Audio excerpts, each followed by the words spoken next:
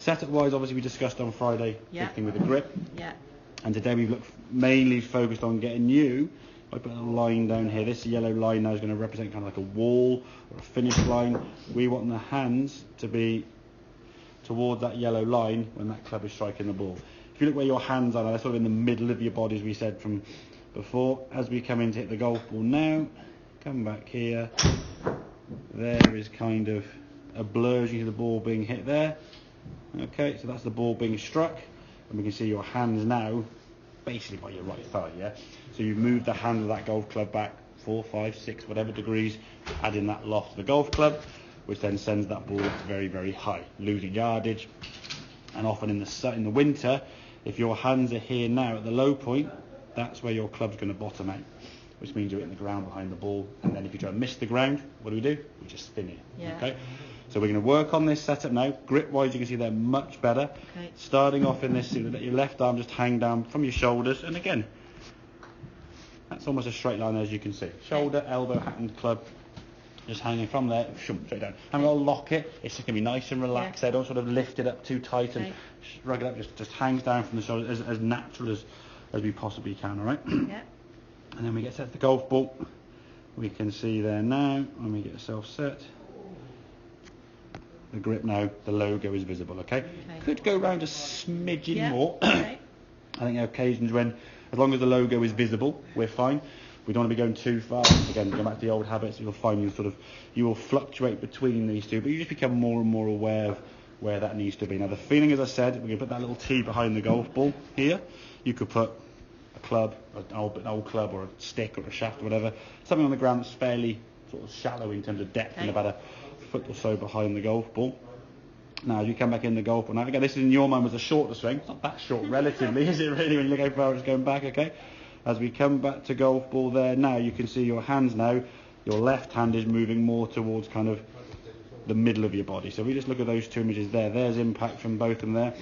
So your right hand now, it's a bit blurry, is on the edge of your right thigh. We can now see some of your right thigh. So your hands have moved from, there's your right hand from yesterday. Yeah. Friday, sorry. There's your right hand there. And we want to get it, exactly. But again, not that's going to progress that same kind of like da-dum, da-dum, da-dum. But if we can start moving it this way in time, it will get to a strong position. You will get the right loft of the golf club on the golf ball.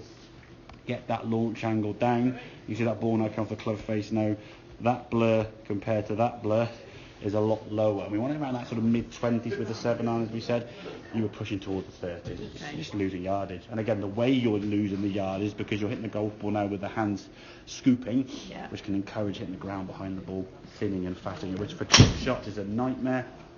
Controlling distance is very, very difficult. So if we can move that body, what we're going to try and do from here, again, there's that finish line. The hips work nice on the way back now.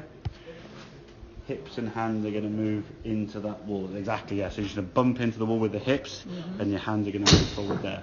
So as we hit the golf ball now, we want to come back in. Your hips, you can see, moving towards target. If I clear that line and that line, there's still a little bit of daylight between them. So they can move a little bit more. Now, at the moment, they probably feel like they're moving as far as they possibly can. Okay? So gradually in time, they'll just move a little bit more. Don't try and go too far too soon, so you'll start making some silly exaggeration. These are always around anyway. Come use the impact bag and come and practice up here. Feel free to give them a whack, and again, just go with them. Again, don't have to be a big swing to start with.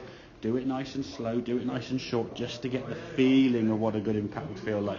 And once you feel comfortable with that, then you start building the speed up over time. Don't sort of go, right, okay, flat out swings. Because when you start going full speed and default, you'll just go to your old swing. You'll think about the new movement, but you won't do anything different. You'll just, because your speed is the same as normal, you'll swing the same as normal. It's going to be broken down into a smaller, sort of shorter chunks, and get that movement there.